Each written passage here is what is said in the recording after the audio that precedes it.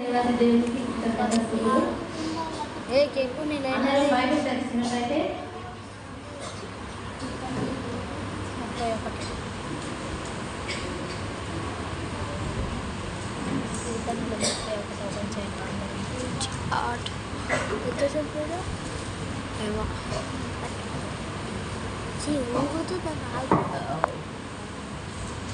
లూకా సువార్త 23వ అధ్యాయం 46వ వచనం చదవాలి.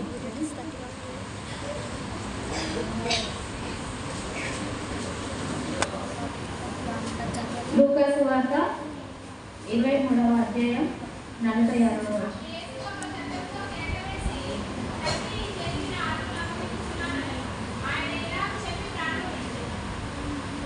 దేవుడు మాట్లాడిన 7 మాటలలో ఇది చివరి మాట. తండ్రి, నీ చేతికి నా ఆత్మను అప్పగించుకొనుచున్నాను నేను. ఆయన ఇలాగ చెప్పి ప్రాణము విడిచాడు. దేవుడు చివరిగా తన ప్రాణాన్ని వదిలేటప్పుడు తన ఆత్మను దేవుని దగ్గరికి ఇస్తున్నానని ఎంత కాన్ఫిడెన్స్గా యేసయ్య చెప్తున్నాడంటే, యేసయ్య లోకానికి మనుష్య రూపంలో వచ్చినాడు. మనిషి రూపంలో వచ్చి మనందరికీ ఒక మాదిరి తరంగా ఒక మనిషి ఎలా ఉండాలనే ఒక ఉదాహరణ దేవుడు నేర్పించిన తర్వాత తాను ఎక్కడికి వెళ్తున్నానని అందరూ వినేలాగా బిగ్గరగా కేక వేసి, తండ్రి, నీ చేతికి నా ఆత్మను అప్పగిస్తున్నానని చెప్పినాడు. అంటే దీన్ని బట్టి మనకేం అర్థమవుతుందంటే, యేసయ్య అయితే తండ్రి నా ఆత్మను నీ చేతికి అప్పగించుకుంటున్నాను అని చెప్పగలిగినారు. మనం అందరం ఆ విధంగా ఉన్నామా? ఆ విధంగా మనం చెప్పగలిగే స్థితిలో మనం దేవుని ముందు నడుచుకుంటున్నాం అంటే యథార్థత మనలో ఉందా అని మనము ప్రతి ఒక్కరు పరీక్షించుకోవాలి. ఎందుకంటే మనల్ని బట్టి చాలా మంది దేవుళ్ళలోకి వస్తారు, కానీ ఇదంతా పట్టించుకోరు. ఎందుకంటే దాంట్లో చిన్నదే కదా అనుకుంటూ వెళ్తూ వస్తాం. కానీ చూడండి, ఇక్కడ అదే అధ్యాయంలో 47 లూకా 23:47 దాంట్లో అది నేను జరుగుతున్నది. శతాధిపతి జరిగినది చూసి, ఈ మనుష్యుడు నిజముగా నీతిమంతుడై ఉండనని చెప్పి దేవుణ్ణి మహిమపరిచింది. అంటే యేసయ్య అంత కాన్ఫిడెంట్గా ఏమని చెప్పాడు? దేవా, నా ఆత్మను నీ చేతికి ఇస్తున్నాను, నీ చేతికి అప్పగిస్తున్నాను అన్నప్పుడు శతాధిపతి అతను అన్యుడు కావచ్చు, అతను అన్యుడైనప్పటికీ నాకు అంత తెలియదు, కానీ అతను అన్యుడై ఉండొచ్చు. ఎలాగంటే అతను చూడండి, ఇతను నిజముగా నీతిమంతుడై ఉండేనా అని చెప్పి దేవుణ్ణి మహిమపరచను. అంటే మనల్ని బట్టి దేవుణ్ణి ఎంతమంది మహిమపరుస్తున్నారు, మనల్ని బట్టి దేవుని ఎంతమంది అవమానకరంగా మాట్లాడుతున్నారు. మన ముందు మాట్లాడకపోవచ్చు, కానీ వెనక్కి వెళ్ళి లేదా దేవుని దగ్గర కూడా మొర పెట్టచ్చు. ఏమని అంటే, ప్రభువా, మేము విశ్వాసులమని నీ దగ్గర వచ్చి ప్రార్థన చేసినా మాకు చెప్తున్నారు, కానీ మరి వీళ్ళేంటి ప్రభా ఇలా చేస్తున్నారని వాళ్ళు కూడా మొర పెట్టవచ్చు. అందుకని మన ప్రవర్తనని బట్టి మనుషులు దేవుని అవమానపరిచేలాగా ఉన్నామా, లేదంటే ఎలా ఉన్నామా? అంటే ఇలా అంటే కొందరు ఏమనుకుంటారంటే, నేను కరెక్టే ఉన్నానని అంటారు.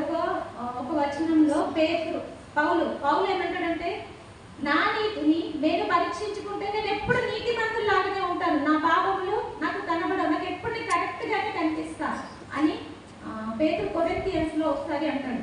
అంటే మనం ఎప్పుడు కూడా వేరే వాళ్ళతో కంపేర్ చేసుకోవద్దు, ఎప్పుడు కూడా వేరే వాళ్ళతో కంపేర్ చేసుకోలేదు. ఎప్పుడైనా కానీ జీవితంలో నీలా ఉండాలని ఒక పాట ఉంటుంది కదా, అలాగే యేసయ్యలాగా మనం ఉండాలని అనుకోవాలి. అది అసాధ్యం. ఎందుకంటే చాలా మనం ప్రయత్నిస్తున్నాం, దేవుడిలాగా ఉండాలని మనం ప్రయత్నిస్తుంటాం, కానీ అది దేవుని ప్రార్థిస్తుంటే కొంతవరకైనా అది సాధ్యమే. ఎందుకంటే చాలా సాధ్యం, కొంతవరకు అని కాదు. ఎందుకంటే మనం చేసేది ప్రతి ఒక్కటి మనకి తెలిసే చేస్తాం, ఖచ్చితంగా తెలిసే చేస్తాం. అందుకని మన ఆశ ఏమై ఉండాలంటే, యేసయ్య ఏ విధంగా తన ఆత్మని దేవుడికి అప్పగించుకుంటున్నానని కాన్ఫిడెంట్గా చెప్పాడు. మనం కూడా అలాగే దేవుని దగ్గర మనం ఖచ్చితంగా ఉండాలి అనే ఆశ ఉండాలి. దేవుడు మనకు ఒక ఆజ్ఞ కూడా ఇచ్చాడు. ఎక్కడంటే మత్తాయి 5లో మత్తాయి 5వ అధ్యాయం వచనం ఎంత అంటే,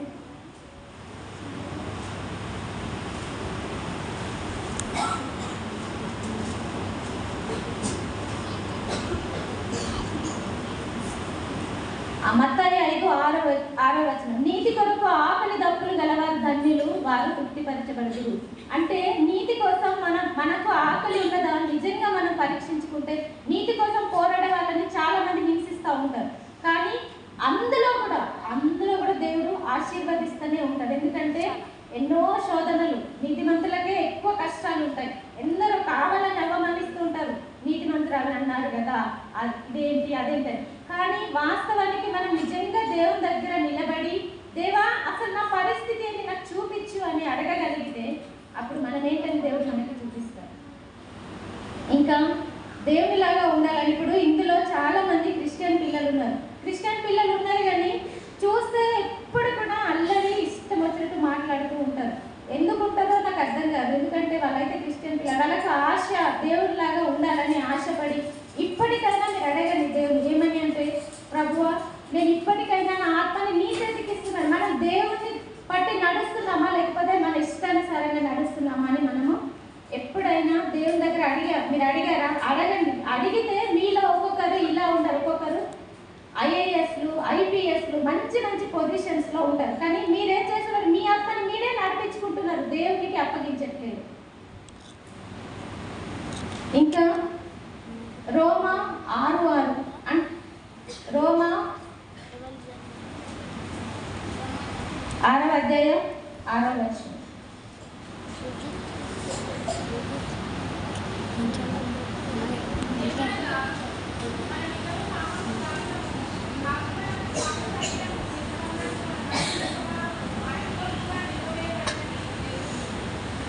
మనం ఇంకనో పాపములకు దాసులు కాకుండాటకు పాప శరీరము నిరర్ధమగునట్లు మన ప్రాచీన స్వభావము ఆయనతో కూడా సిలువ వేయబడేను.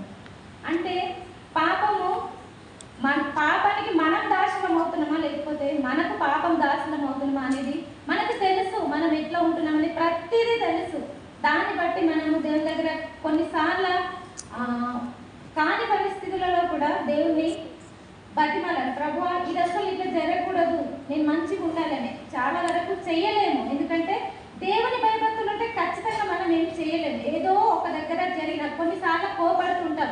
నన్నైతే ఎందరో అంటారు ఎప్పటికీ కోపడుతుంది, ఈమెకి ఎక్కడ ఆత్మీయత ఉందని. కానీ దేవుడు చెప్పిండు కోపపడుడి కానీ పాపము చేయకూడదు. ఇది మనకు స్పృహ ఉండాలి ఖచ్చితంగా. కోపపడడం వల్ల మన ఎదుటి వ్యక్తి కూడా పాపం చేయకుండా మనం ఆపవచ్చు. చాలా మంది అంటున్నారు కోపపడడం తప్పదు. మనకు యేసయ్య కూడా దేవాలయంలో ఇష్టం వచ్చినట్టు చేస్తుంటే కోపడ్డాడు, కానీ ఎక్కడ పాపం చేయలేదు. మనం కూడా ఆశ ఉండాలి, కోపపడాలి తప్పదు. ఎందుకంటే కోపపడ్డప్పుడే మన ఎదుటి వ్యక్తికి అవును ఇట్లా ఎదిరిస్తుంది కదా, లేకపోతే మనం ఏమనకపోతే ఏం చేస్తారు, ఇంకా ఏదో ఏదో ఏదో విషయాల్లో ఇంకా బాధిస్తూనే ఉంటారు, కానీ ఆపుకోరు. ఎందుకంటే ఎవరైతే బాధిస్తారో ఇష్టం వచ్చినట్టు దేవుని ఆత్మ వాళ్ళలో ఉండదు. దేవుని ఆత్మ ఉన్న వాళ్ళు ఖచ్చితంగా వేరే వాళ్ళని కావాలని విసిగించరు, బాధ పెట్టారు. అందుకని మనం అందరము యేసయ్యలాగా ఏం చేయాలంటే దేవునికి మన ఆత్మను అప్పజెప్పుకోవాలనే ఆశ ఉన్న వాళ్ళలాగా ఉండాలి. ఇంకొకటి, దేవునికి మన ఆత్మను అప్పగించాలంటే ఏమేమి మనలో ఉండకూడదు. జాగ్రత్త ఉండద్దు, దోచుకొనుట ఉండద్దు, దూషణలు ఉండద్దు, ఇంకా పురుష సంయోగులు ఇంకా అంతే. అంటే ఇవన్నీ ఏంటంటే లోగులు అంటే ఎవరికి ఏమి ఇయ్యరు, తీసుకుంటాం కానీ ఏమి ఇయ్యరు. దూషకులు అంటే ఎప్పటికీ ఒకరిని కావాలని దూషిస్తూ ఉంటారు, అది కరెక్ట్ కాదు. దూషిస్తే మనం ఏమనుకోవాలంటే ఎవరో దూషించిండ్రు అని కాదు, మనం ఆన్సర్ మనం అక్కడ ఆపాలి. కానీ మనం మళ్ళీ పాపం చేయకూడదు, ఎట్టి విషయంలో పాపం చేయకూడదు. దోచుకుంటా అంటే ఎవరిదైనా కావచ్చు, మనం కావాలని గుంజుకోవడం. పురుష సంయోగకులు అంటే ఇది లవ్కి సంబంధించింది. లవ్ అనేది ఎప్పుడు కూడా మనుషుల మధ్య ఉంటుంది, దేవుని మధ్య కూడా ఉంటుంది. కానీ దేవుని ప్రేమ ఉండాలి మనకి. ఎందుకంటే ఈ ఏజ్లో అందరికీ లవ్ అనేది చాలా ఇష్టమైనది, అన్నిటికంటే అది చాలా ఇష్టమైనది, తొందరగా పడేస్తుంది. కానీ దేని విషయంలోనైనా ఫస్ట్ మనం దేవుని దగ్గర అడగాలి. చాలా మంది నేను లవ్ చేస్తున్నా అంటే మనం ఏం మాట్లాడకుండా సరే చూస్తలేను. ఎందుకంటే అప్పుడు మనం ఆన్సర్ ఇస్తే వాళ్ళు మనల్ని ఏం చేస్తారో చెప్పలేదు. అందుకని చంపేసేది తెలియదు, ఏం చేసేది తెలియదు. కాబట్టి ఫస్ట్ ఏం చేయాలంటే సరేలే నేను చూస్తా అని చెప్పి వచ్చి దేవుని దగ్గర రోజు మొరపెట్టాలి. వాళ్ళు మనల్ని అడిగిన ప్రతిసారి మనం దేవుని అడగాలి. ప్రభా ఏంటి ఈ శోధన నాకు అని అడిగినప్పుడు దేవుడిని అడుగుతూ దేవుని వాక్యాన్ని చదివినప్పుడు ఖచ్చితంగా 100% దేవుడు మనకి ఆన్సర్ ఇస్తారు. ఆ ఆన్సర్ని బట్టి మనం ముందుకెళ్ళాలి. అంతేగాని ఎవరో నీ కోసం చనిపోతారు వాళ్ళు చాలా ఇష్టం అంటే నమ్మయ్య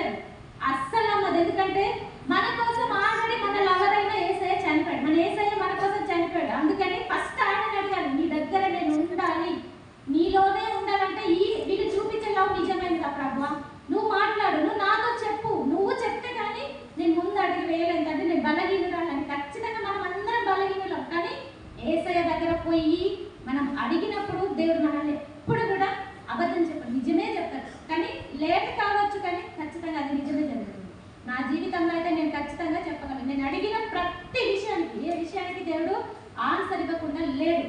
కాబట్టి ఇక్కడున్న పిల్లలు కావచ్చు, పెద్దవాళ్ళు కావచ్చు, లవ్ విషయంలో ఇప్పుడిప్పుడే మీరు డెవలప్ అయ్యే పొజిషన్లో ఉన్నారు. కాబట్టి ఏం చేయాలంటే లవ్ అయినా కావచ్చు, విసిగించడం అయినా ఏదైనా కాదు, ఫస్ట్ దేవుని ఆధారం చేసుకోవాలి. ముందుకు వెళ్ళాలంటే ఫస్ట్ ప్రార్థన చేసి బైబిల్ పెట్టుకొని, ప్రభా ఇది ఏంటి, నువ్వు ఏం చెప్తున్నావు అని అడిగినప్పుడు దేవుడు నాకు కరెక్ట్గా సమాధానం ఇస్తారు. ఇంకా కొందరు ఎప్పటికీ ఒక్కొక్కరిని విసిగిస్తూనే ఉంటారు, నువ్వు ఇలా నువ్వు అలా కానీ. ఫస్ట్ మత్తయి 7వ అధ్యాయం ఒకసారి ఓపెన్ చేయండి. 7వ అధ్యాయము 4వ వచనం.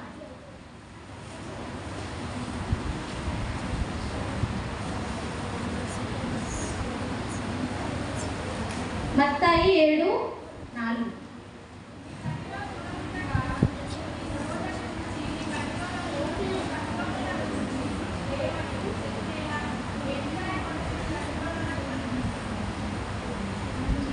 చూడండి, నీ కంటిలో ఉన్న నలుసును నీ కంటిలో ఉన్న దూలమును తీసివేయక నీ సహోదరుని చూసి నీ కంటిలో ఉన్న నలుసును తీసివేయమని చెప్పనేలా. వేషధారి మొదట నీ కంటిలో ఉన్న దూలమును తీసివేస్తున్నాను, అప్పుడు నీ సహోదరుని కంటిలో ఉన్న నలుసును తీసివేయటకు నీకు తేటగా కనబడును. అంటే ఇది అందరికీ ఏంటంటే మనలో ఎన్నో లోపాలు ఉంటాయి, చూసుకో మనం. ఎందుకంటే పక్క వాళ్ళు చేసేది మాత్రం అది చాలా 100% రాంగ్ అని కనిపిస్తుంది. అందుకని మీరు అందరూ కూడా ఏ విషయంలోనైనా ఫస్ట్ మనల్ని ప్రార్థనకి కూర్చున్నామంటే ఫస్ట్ మనల్ని పరీక్షించుకోవాలి. అప్పుడు మనం దేవుని దగ్గర ఉంటాం, మన ఆత్మ దేవునికి చేతికి మనం అప్పగించుకునే వారుగా ఉంటాం. ఇంకొకటి లాస్ట్, దేవుని ఇష్టపడే వాళ్ళకు పాపం అంటే చాలా భయం వేస్తుంది, చాలా భయం.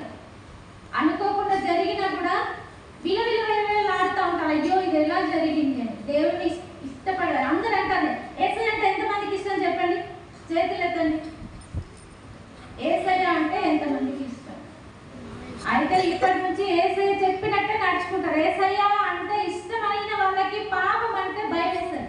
సాతాన్ అంటే ఇష్టపడే వాళ్ళకి ప్రతిరోజు ఏం చేయాలా, ఎవరిని ఏమనాలా అనేది ఉంటుంది. కాబట్టి నిజంగా ఏసయ్యని ఇష్టపడితే పాపానికి 99% మనం దూరంగా ఉంటాము. ఈ మాటలు ఎవరినైనా బాధ పెడితే నన్ను క్షమించండి. వాస్తవానికి నేను అసలు నాకు వచ్చిన శోధన వేదనలను బట్టి నేను అసలు చెప్పొద్దు అనుకున్నాను. కానీ మరి చాలా రోజుల వరకు నేను పేరు చెప్పకుండా ఒక రోజు ప్రార్థనలో కూర్చుంటే ఒకటే అసలు చెప్పాలి, కంపల్సరీ చెప్పాలి. అవి శోధనలు అనేటివి కామన్ అని దేవుడు ప్రేరేపిస్తుంటే తప్ప నేను చెప్పాలని రాలేదు. కాబట్టి మరి ఈ పాటలని దేవుడు ఆశీర్వదించుకున్నాడు.